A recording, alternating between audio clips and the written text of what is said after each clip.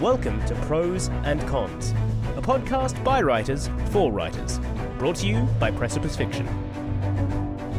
Precipice Fiction would like to acknowledge the people of the Eora and Durag nations as the original custodians and storytellers of the land this podcast was created on. Hello and welcome to the Prose and Cons podcast, a podcast by emerging writers for emerging writers, because sometimes we feel like prose and sometimes we feel like cons. I'm Matan, Elul, I'm your host for today, and today with me are Alex Eldridge. Hello, my name is Alex Eldridge. I'm a writer of short stories, which is very appropriate for today, and I've also written a couple of novels. Most recently, it's not yet been published, but I have been selected for the BAD crime fiction anthology. Doing small applause right now. Very small applause. So Finger applause. Yeah. But other than that, been just a few short stories here and there gotten publication, and yeah, that's me. Very cool. And on the other side of the Zoom, we have Paddy Boylan. Hi, I'm Paddy Boylan, and someone once described me as the stupidest smart person they've ever met. Is that someone in the room right now, or just No. No, okay. No. They know who they are. What else do you do, Paddy? I write, I teach writing, I edit. I'm a technical writer. I wear many hats, like all of us, I think. I wear many writing hats. Yeah, I'm wearing the hat right now, technically. You are, yeah. Hats aside, like I said, my name is Matan, and when I'm not hosting or participating in Precipice Fiction podcast episodes, I teach English to high schoolers, and I also write short stories, and I'm working on a dark fantasy novel. Before I ask the ordinary question of what have you guys been reading, I'll just say to our listeners, today's episode is going to be about short stories. We're hoping to attack the subject from many angles that many of you may have not heard before. We're going to try to make it interesting and not just discuss what we like about short stories. But that does mean we are probably going to spoil the heck out of them. It's very hard for us to discuss short stories without getting into the things that make them great, which are often the way they end. So please be advised, if you hear the name of a story that is on your to-read list, either take it like a champ or pause the podcast. And now, gentlemen, what have you guys been reading, watching, playing? Well, I've been playing Undertale, which is a recent generation. It's like a JRPG, Japanese RPG game. It's a really famous game in the indie space. That's really, really narrative heavy and very self-aware in what it does. I probably can't really explain how it works, but it's just a very engaging, very charming story. It's almost more a story than a game. Like, in a sentence, what's the plot? What is it about? You were a child who has fallen into a ravine that is full of monsters that have been banished by humans, and you have to make your way back to civilization. Is it scary? Sounds scary. It is unsettling at times. Yeah, I wouldn't say scary, but like there's one thing in particular that happens that is very, very unnerving. I'll actually just tell you because it's kind of fucking brilliant. So you go through a one bit and there's like an option to save this character or start a fight. And the first time I went through and killed them because I just thought that was the only thing. And then you get through it and I was like, oh, actually that was kind of a bad thing to do. I want to reset that. And I hadn't saved. And then I did it again and saved her. And then the enemy who you see leaving that space calls you out for doing that, even though you haven't saved the game. It's like, wow, you feel really seen. It's very spooky. It's very, very clever. Yeah, it's one of those writing things that I guess only a game can do, right? Yeah.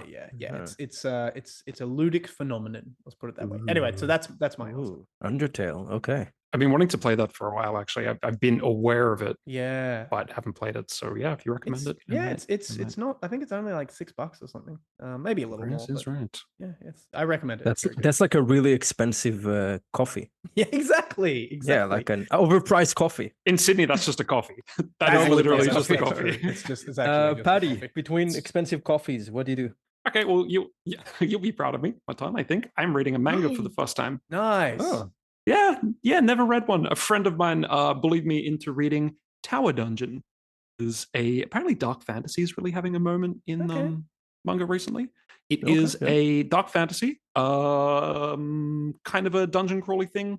Very cool monster design, very interesting dark plot. I won't get into it too much, but it's good. If anyone likes dark fantasy manga, I recommend Tower Dungeon. Is it an isekai? I don't like know what that where the means. player falls? Isn't everything an isekai right now? Well, yeah. Isn't that like the Isekai's default? having a moment too. Yeah. I What's feel an like it. isekai? Everything's an isekai until told otherwise. Isekai is when the protagonist is transported to another world.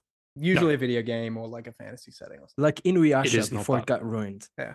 I don't know what these words mean. Oh, wow. Inuyasha. Okay. Let's not go there. What language is this? Anyway, I had that. Japanese. And also, I recently saw, a film that Alex recommended on a past podcast called Triangle. I've never seen a movie start so janky and rickety and end so good. Like, so good. Like, if this movie had proper production values and better acting, it might be one of my favorite films. So, Triangle. Wow. If you're going to watch That's it, incredible. get through the first 20 minutes, push through. It's worth it. gets Yeah. good. Sounds yeah. sounds terrific. Okay, I've just finished Project Hail Mary by Andy Weir. It's a sci-fi book. Cool. Same guy that wrote The Martian, which was made into a movie with Matt Damon. Project Hail Mary is the book of a man who wakes up with amnesia. The thing is, he realized that he has woken up inside a spaceship.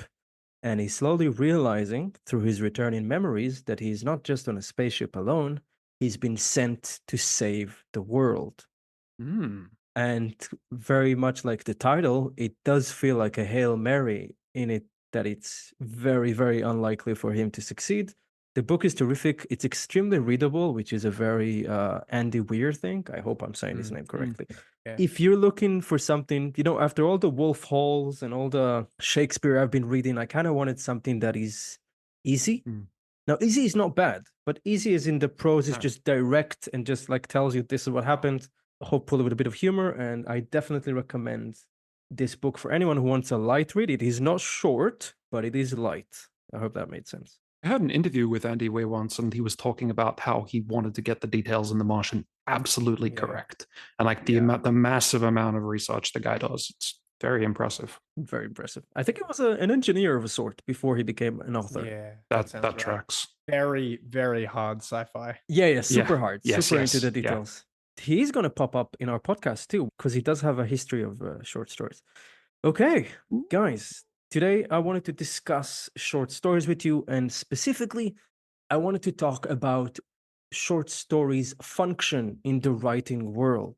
And what do I mean by that is that, at least in my opinion, everybody reads novels, right? The general reader is familiar with novels, but I kind of feel like short stories is something that not everybody regularly reads. Even people who read, as a way of life, they have a lot of books in their house. They haven't necessarily read a short story in a long time. And there could be many reasons for that. I feel that personally, I engage with short stories a lot in university as part of my academic learning and as part of my career as a writer. Because as writers, we kind of, we float in particular spaces where short stories are very common. That maybe if we were not writers, if we were just readers, we might have not been in those spaces. Like I would not go into Writer's Digest had I not been trying to achieve publication. I would have not read the honestly terrific Writers of the Future magazine had I not been regularly submitting to it and trying to see what kind of stories get traction there. So while short stories can be amazing, it kind of feels to me like, at least in the modern times, the question kind of rises of who are they for? And who is reading them when they're not part of an anthology by Neil Gaiman or someone who's a household name? So while we are going to tackle that question, I wanted to start with something lighter, which is just to hear from you guys. What are some of the short stories that have left a good, strong impression on you? I'll go. So the one that I always think of when I think of like the platonic ideal of the short story is this one by Roald Dahl, of course, because he's okay. So to preface it, a lot of people think of Roald Dahl as a children's author. He's in fact written some really good memoir, and also he was a really good short story writer. Really? He wrote Charlie and the Chocolate Factory. Yep. He wrote James the Giant Peach, Matilda. The Witches. Were his short stories, was this adult stuff before he was a children's author, or? I couldn't tell you I think so, but I couldn't tell you. This one, though, one is particularly interesting, though. This one is called Parson's Pleasure. And what's really interesting about this is the concept of it was gifted to him by Ian Fleming, the writer of the James Bond stories, right? Yeah. So basically, the idea of this story, and I am going to ruin it, as you know, spoiler warning has been said. Basically, there's this guy who he pretends to be a parson, and he drives around to these houses, and he tries to find rare furniture. Okay, and then he sees them in these old barnyards because they've been stored away for like hundreds of years because England. And he finds these rare pieces, and he sort of buys them for a song, and then sells them on because he's really an art dealer. But he pretends to be a parson, right? So he goes around to this one house, goes into the house, and walks around. He sees this one piece that's like really, really famous. It's like a table, right? He's like, oh, let me just take this off your hands because like this is an old piece of junk. But he's basically just saying like, hey, let me just take it. Like you don't need this. Like you're not going to be able to do anything with this. And the story goes on and back and forth, and he's haggling and talking to these guys, and they're initially a bit distrustful and blah blah blah. But eventually, he basically convinces them to do it. And he's like, okay, I'm just going to go get my car. And the twist of the story is he's like, okay, I want to take this. It might not fit in my car. Well, look, I'll go and get my car and see how it goes. And this is worth like thousands of dollars today, right? Like $10,000. He comes back with the car, and he finds that the guys have chopped the legs off the table. What the fuck? So ruining the whole thing. And that's why would you do that? Because he's like, he needs to get in the car. He may not take it if it's I love it. I love it. It's so good. It's such a good story. I can't do it justice. But it's got all the setups of a short story. You know, it's got this weird kind of deceptive character at the beginning, and you don't know what his intentions are. He's a bit of a rascal. The two guys are like farmhands. They're sort of like English bumpkin countryside folk. It's just really interesting. So that's probably my pick for like one of my favorite short stories. That's a good one. Strange concept. Yeah, you should read it really anyway. Plays to the strengths. Yeah, read it anyway because it's a really good story. Have you read The Lamb to the Slaughter, also by Roald Dahl? Probably. Oh, is that short the one story? That doesn't sound like a children's book. And the leg? No, it is not at all. Okay. A pregnant wife discovers that her husband is leaving her. She's having something of a psychological meltdown. She decides to go make dinner. And as she's going to look for meat, she finds a frozen leg of lamb and basically embodies the sentence, if I can't have you, no one can. She whacks the guy, she kills him, she calls the police, and she feeds them the murder weapon, the leg of lamb, and thus earns her ultimate freedom and escape from punishment. I thought something was going to happen with the pregnancy, though. Oh, no. That's just us, modern writers being way more fucked up. Paddy, give me a short story. Come on. So what's interesting is the one that, when you sent us, the prompts, the first thing that came to mind was a story called The 9 Billion Names of God. That's such a good name. I love it. Yeah, you've seen it? Or you've read it, rather? Yeah, I've taught it to my students. Oh, it's Arthur C. Clarke. And what's funny, Alex, is as you were telling that story, I realized that this story has some similar things. As a character who's not exactly a grifter, but you think they're the one that's going to get the last laugh, and then things are turned around on them. Yeah. Also, the ending, like it sounds like your short story ends right at the moment, the big emotional moment of climax. It's just like, and then it just ends. Same with the 9 Billion Names of God. So I'll try and be brief.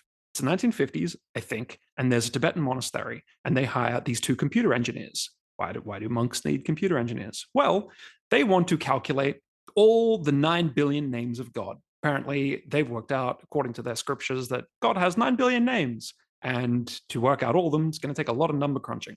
If they do it by hand, it's going to take 15,000 years. So they need a computer, which is going to take 3 months. When the engineers say, why do you want to work out the 9 billion names of God? The monks say, well, that's the purpose of the universe. And once the names are worked out, the universe will come to a close. God will close out the universe.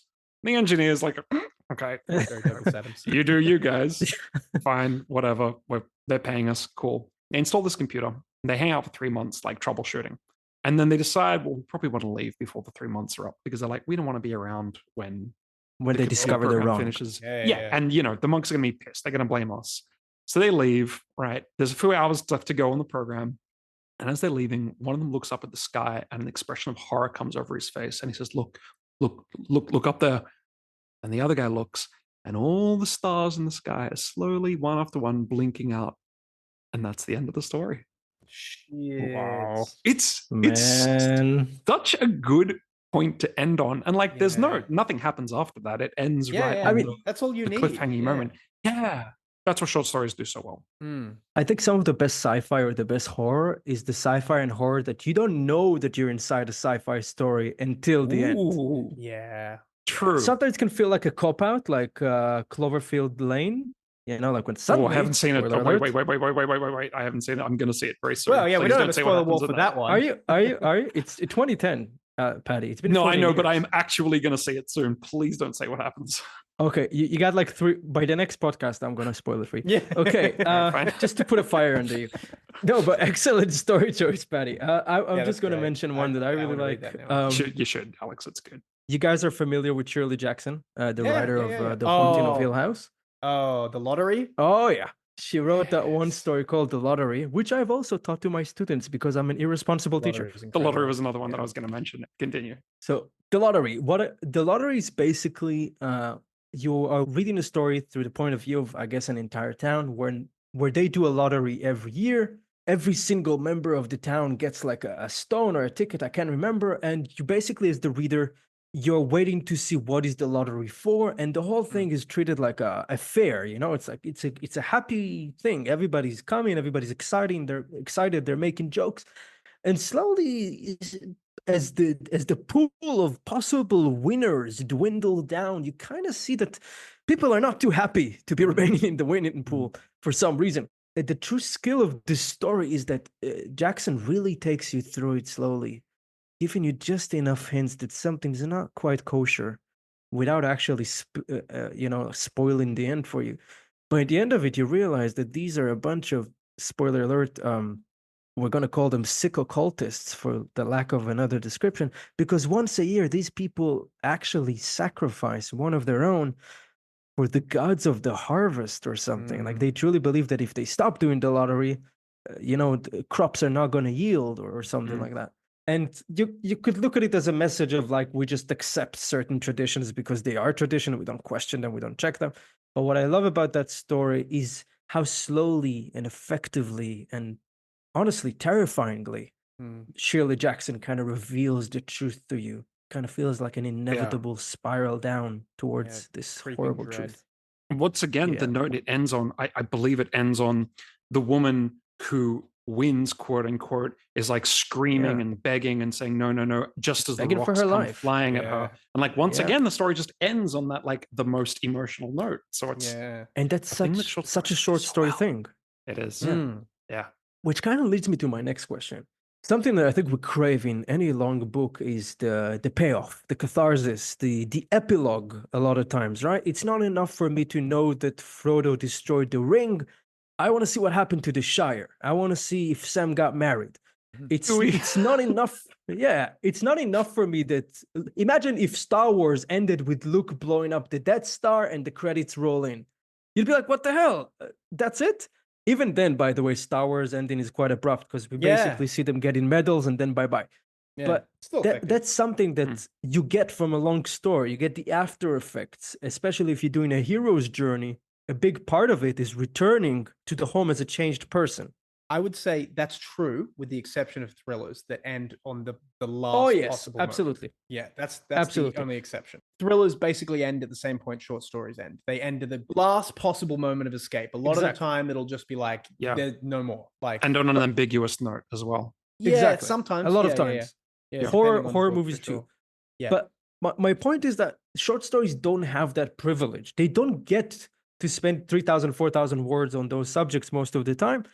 But on the other hand, when you are building a novel, a lot of the time, readers will complain about the lull in the middle, right? The flat middle of a lot of books. Like, oh, it was so good at the beginning.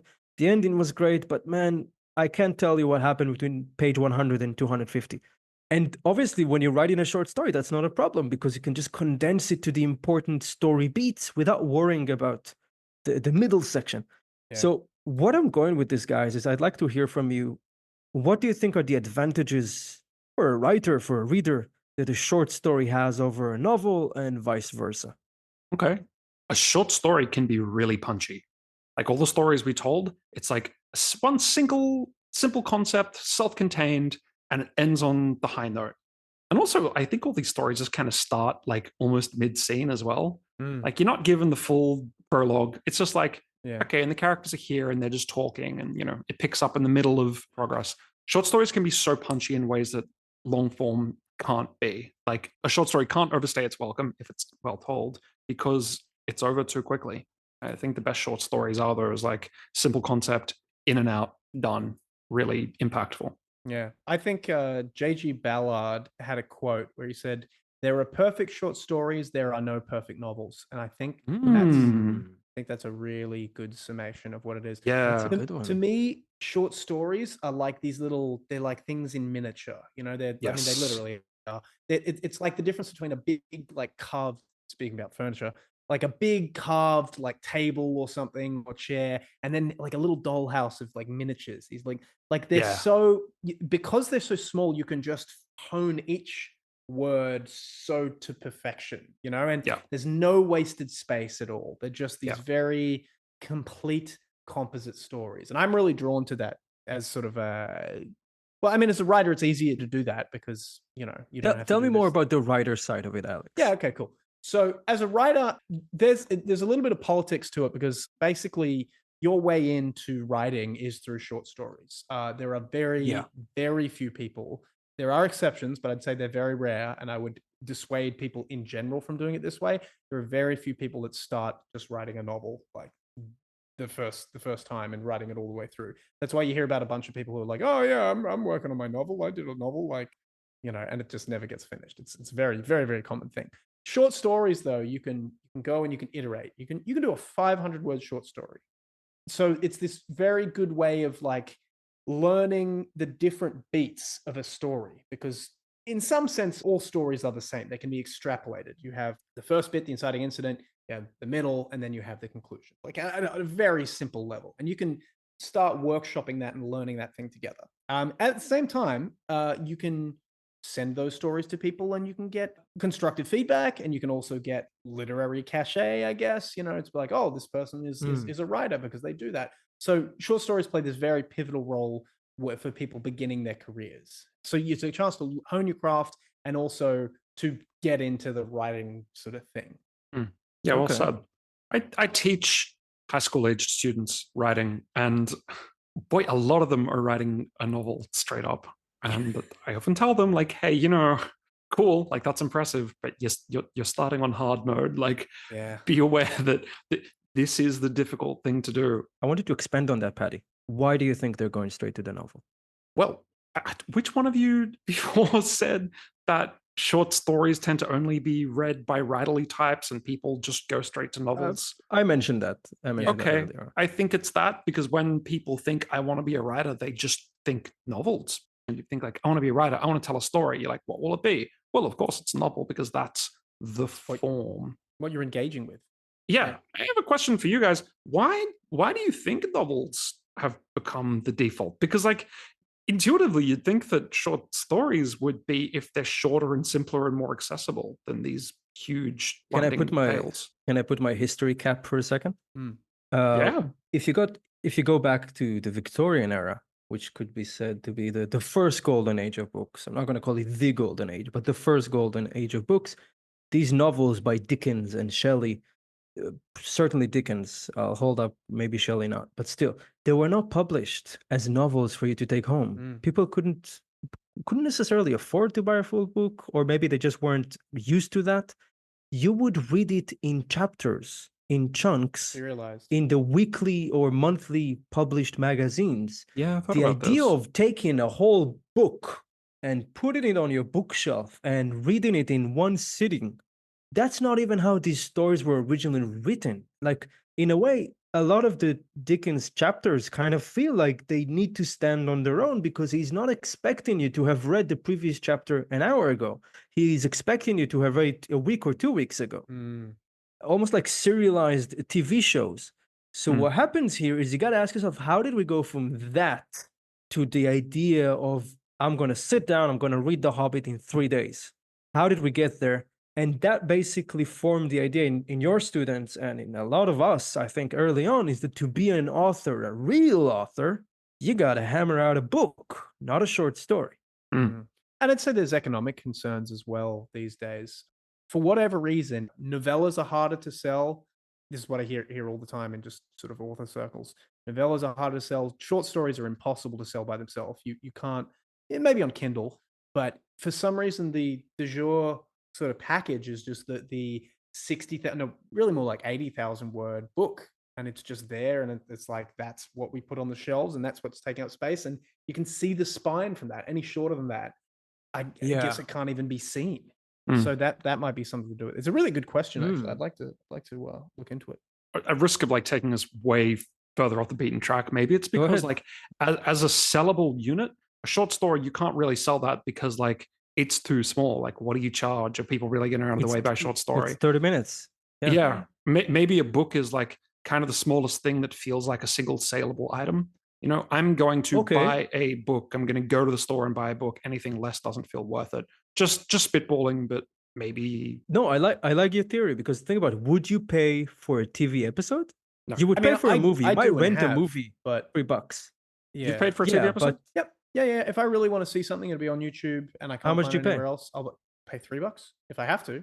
But $3.99 is like what you get for a movie, though. If I really like, I'm not calling you a bad customer, Alex, but I mean, and a bad person. yeah, terrible person. But the point is that Alex, you're the exception. You're the exception. Right? Yeah, and I wouldn't do that for a whole. I wouldn't buy it episode by episode. Like, it's just not functional. You know, there's this compression, this economic compression, where it's like, well, the bigger things get sold at a smaller price now because a book is pretty expensive. Like, I mean, like, what do you sell a book for? Yeah. Like, the Penguin Classics, like 12. No, you can buy for $10. But I think Australian books are actually more expensive than other book markets.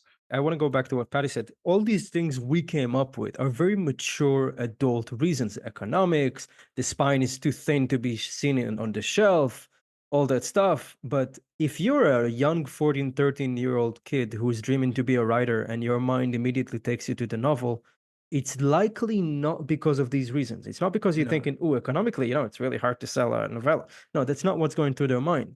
It's almost like this psychological barrier in our head into what constitutes an author and what doesn't. I think that's it, at least for when you're young. It's an identity thing. One other thing I would say as well is that kids don't have a lot of experience with short, kids up after fairy tale age kids don't have a lot of experience with short stories. There's not a lot of opportunity for them to read short stories outside of school, which goes back into the economic question again. It's so the novel becomes, because that's what they see. That's what's in there, even their like school libraries or something.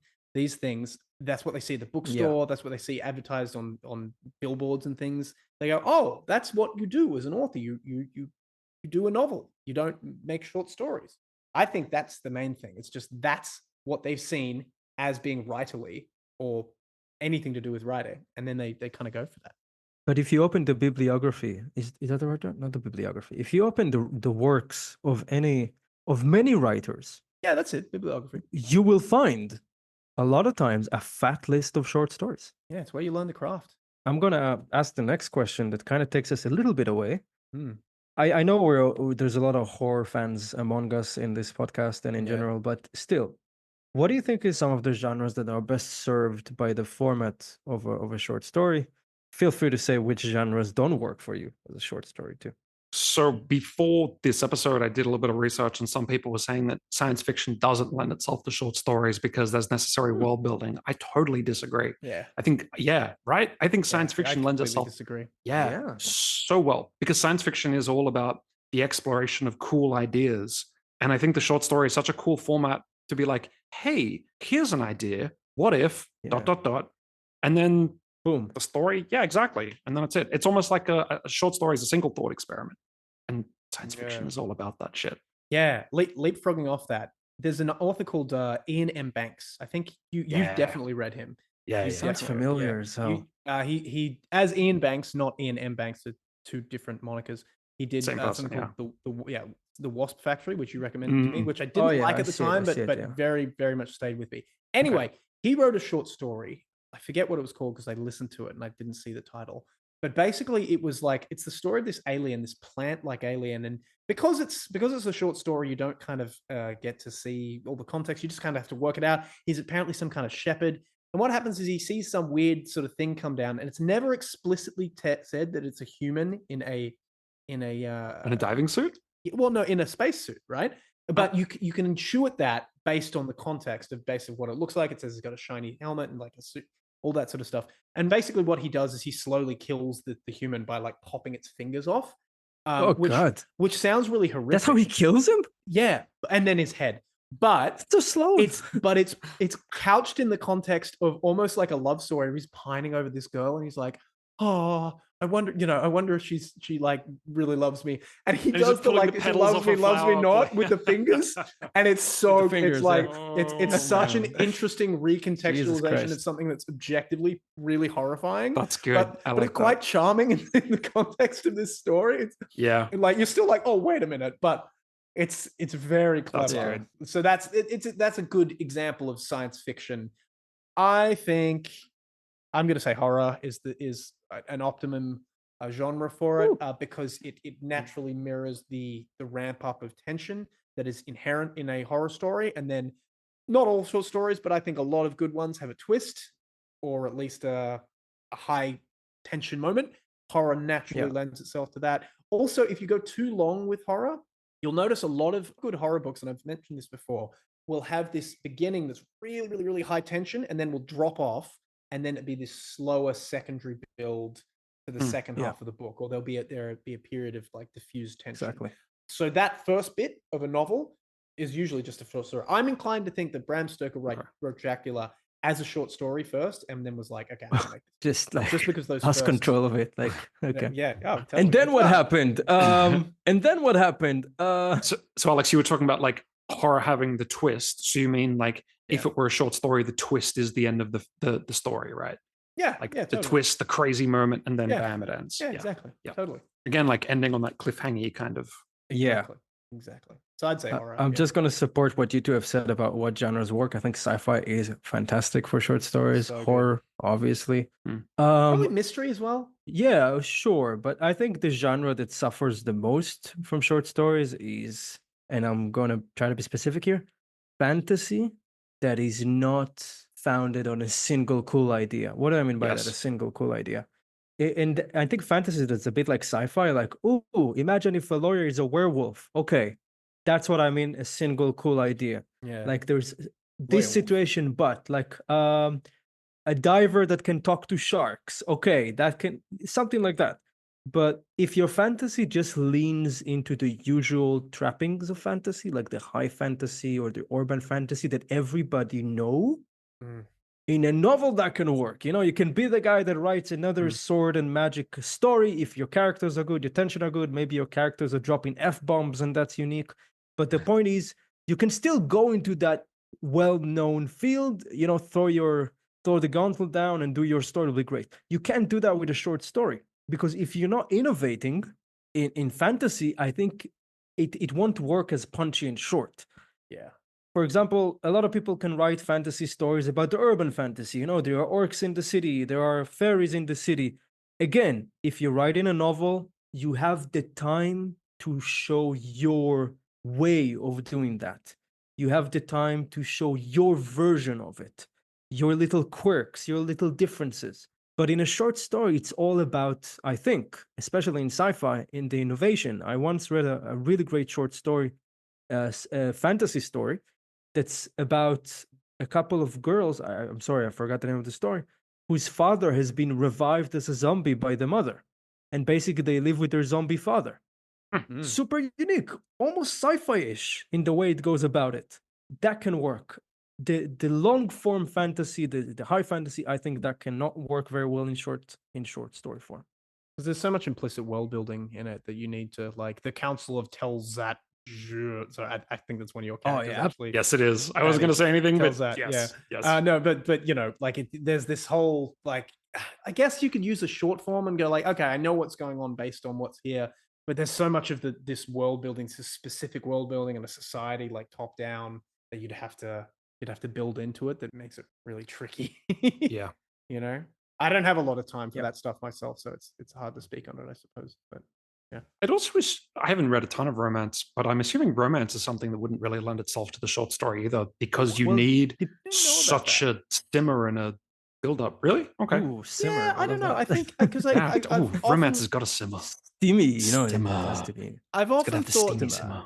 that horror and romance probably Lightly follow boil for 10 minutes. Let Alex talk. Come on. I'm sorry. No, go on, please. I apologize. I feel like horror and romance sort of have a similar trajectory in the way that tension is built. It's like, oh, the tension's building up to the monster being revealed. Oh, the tension's building up to the first kiss. You know, like I feel like those are sort of roughly parallel tension trajectories. Well, it just feels like if the romance ends at the first kiss, you'd be like, and? Well, it depends. Did he call her? Right? Yeah. Yeah. I haven't read a ton of romance, though, so I should. Ooh, you should. You should.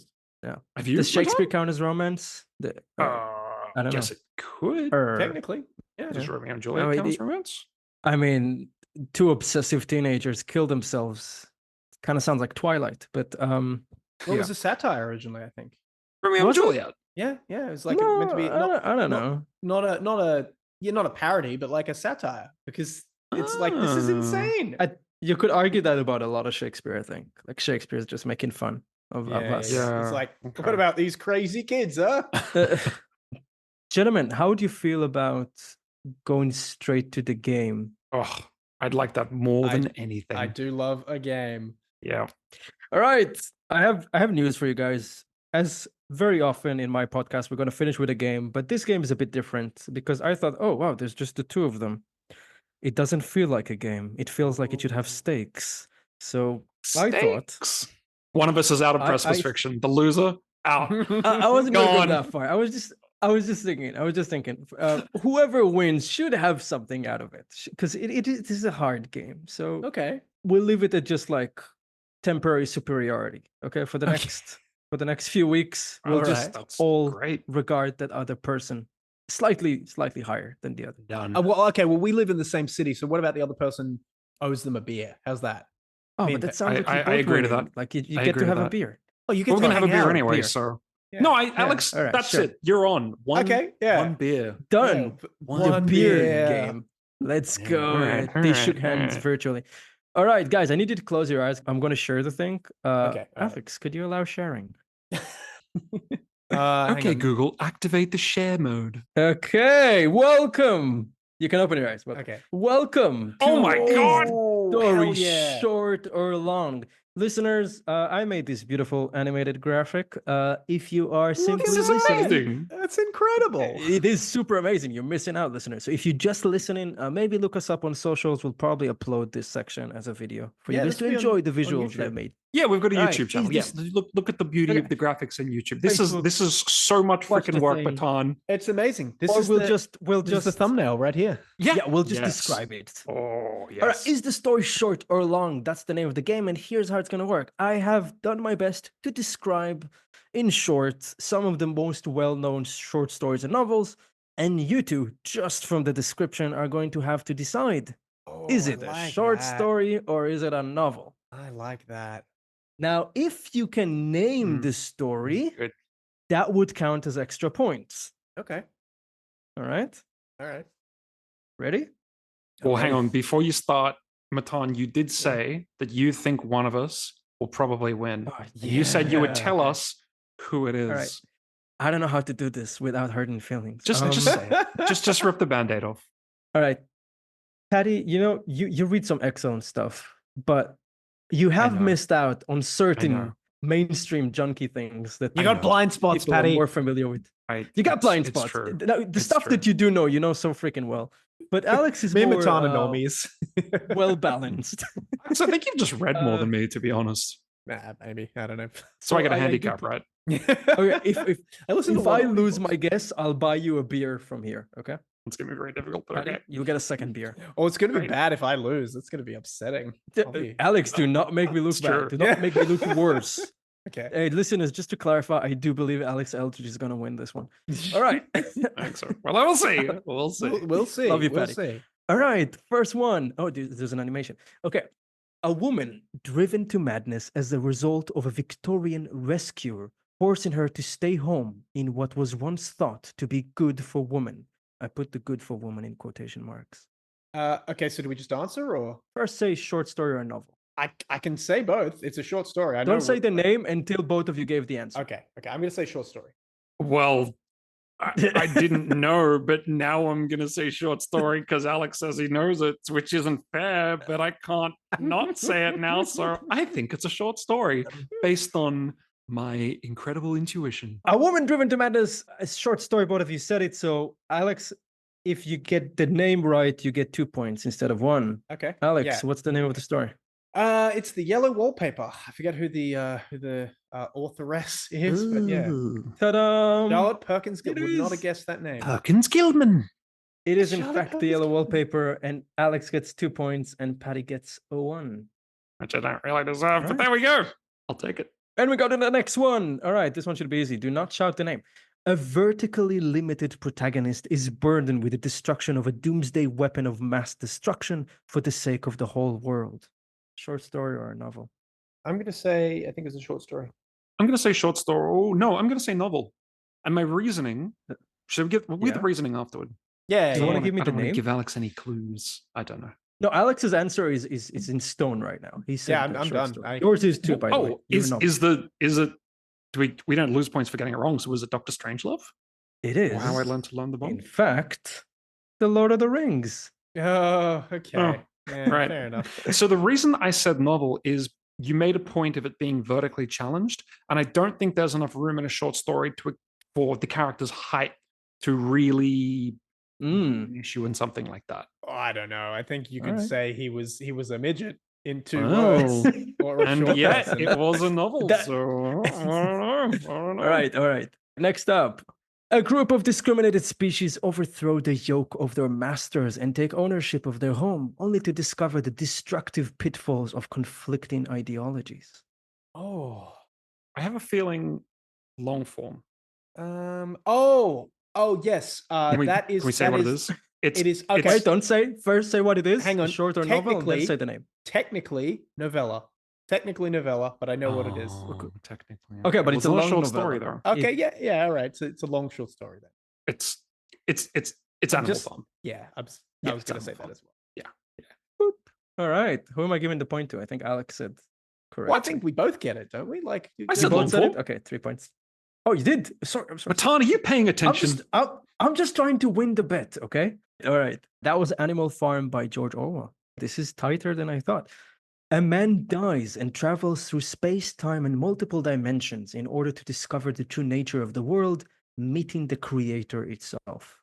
Short form. Space, time, and multiple dimensions. Yeah, I'm gonna say short form, and no, I'm gonna say long form, and I think I can guess the book. God damn too. it.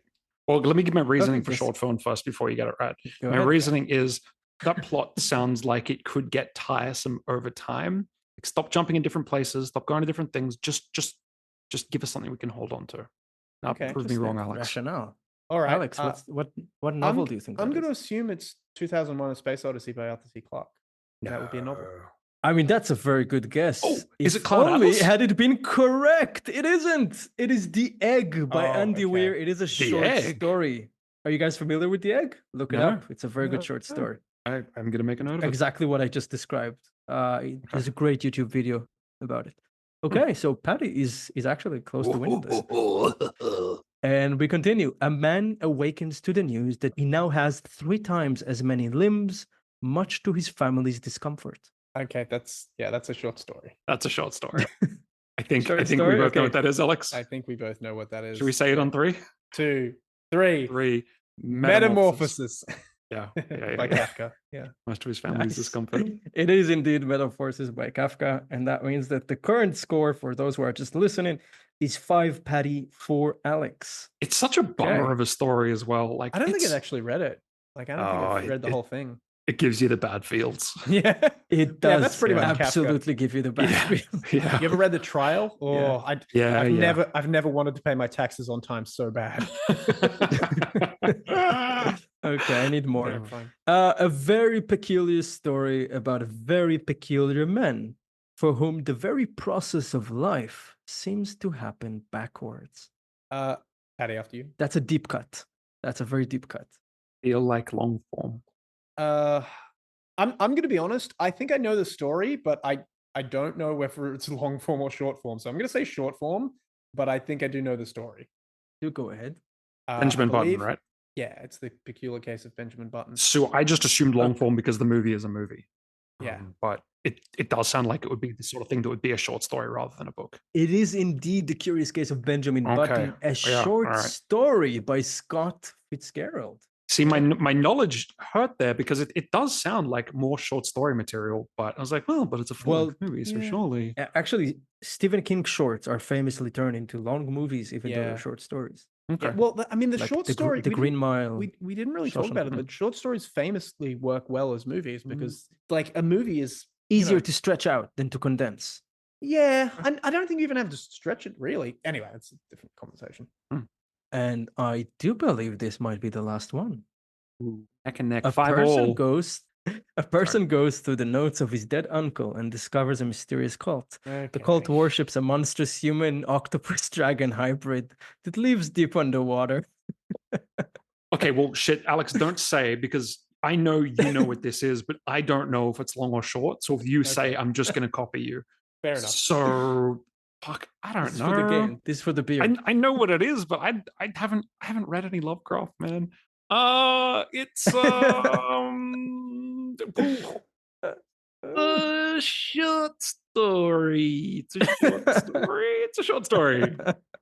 It is a short story. It's the Call of Cthulhu. It's all right. It is indeed the Call of Cthulhu, and it is indeed a short story by H.P. Lovecraft. Very and good. oh my god, we went through all of it without a winner. Can we do a And tiebreaker? One no, more? no, you guys know that in the 2021 Olympics, the two guys couldn't defeat each other in the high jump, and they just agreed to share the gold medal. Oh, okay. Oh. I think that's this fair. is the We'll most buy each other a educational beer. thing to do, and you guys can share a beer and be equal to one another. Well, neither of us buys For either eternity. a beer. Yeah, we just sit there and just stare at each other. And no one Yeah. drinks any beer. Paddy, I gotta tip my hat to you. You have very good logic, even if you're not familiar with the stories, which has allowed you to go point for point with Alex Eldridge. Toe to toe. I can just bluff without having ever read a book. All right, guys. Thank you so much for participating. Just to wrap it up, as you guys know, we always include a quote in our story, but we kind of actually used our one quote already. I think Alex kind of shot his shot. So, Alex, why don't you just repeat yourself? Okay. So there are perfect short stories. There are no perfect novels. And that's by J.G. Ballard, infamous science fiction short story writer. Yeah, of I believe it's called Crash, a man who gets erotically turned on by car accidents, and also Oh my High God, Rise. Yeah, need more. he's quite a man. I didn't enjoy High Rise. I stopped reading it. I got about a third of the way through and thought this felt really flat. Yeah, Okay. I liked it a lot. I thought it's kind of weird, but yeah, I felt like a failed experiment or like a not totally successful experiment, but I did enjoy it, I have to say. Okay. Anyway. Thank you so much for joining on to discuss short stories. Listeners, if you are listening, look, short stories are great ways to build your career and abilities as a writer. You know, like it lets you work on things like the endings, the climax. Because every time you write a novel, you really get only one twist, one ending, one climax. Yeah. With short stories, you get to do that every time, a lot more often. Get to iterate. Work on your craft. It's fun. It's easier to get out there. You know, there are so many resources out there, so many places for you to submit your stuff. Alex, you've been published a few times. Your short stories have done very well. Thank you. Paddy, your short stories are amazing as well. It really is something we couldn't recommend enough. Write short stories. Also, it's easier to get your friends to read them, okay? Try to drop a novel on your friend. You'll never hear from them again. You really won't. A flash fiction, just grab their sleeve and hold them down, and you can get it done with. Alex recently sent me the 2,000-word crime story he entered into the competition he was mentioning at the beginning, and I was so happy to receive it. Like, I can read this in 15 minutes. This is great. And it was done quickly, and it ended on a strong note. I'm like, I actually and your friendship is not damaged by exactly. I'm not like texting him. It's a commitment. It's a big commitment to it's a big commitment to get your friends to read your stuff. It's almost like sending a fruitcake to someone. Like you send a fruitcake. I mean, look, they'll do it. They'll do it, but they just might not be happy with you about it. Like, I still like one of the people in the Precipice group. I still owe like a couple of read-throughs of a novel.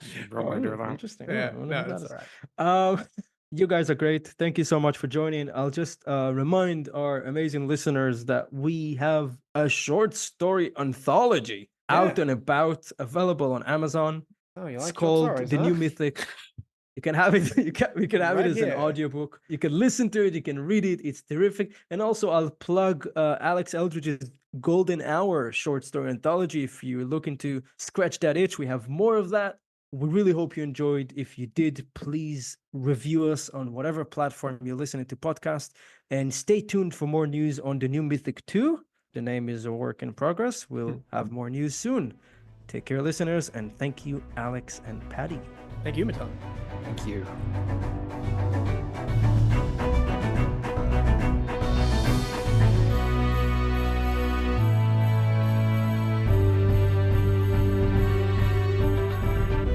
You're listening to Pros and Cons, the Precipice Fiction podcast.